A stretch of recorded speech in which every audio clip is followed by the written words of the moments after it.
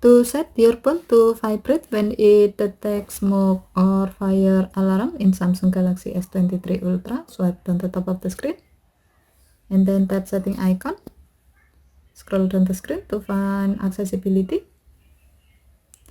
Tap accessibility and then tap hearing enhancement.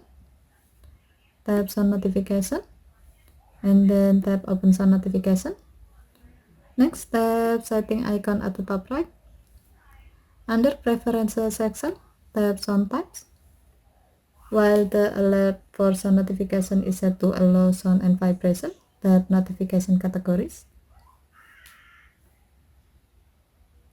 Under emergency section, tap smoke and fire alarms.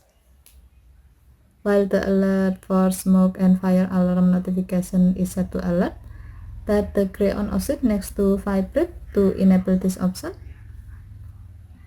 When the switch turns blue, it means that this option is on and your phone will vibrate when sound notification feature is on and it detects smoke or fire alarm.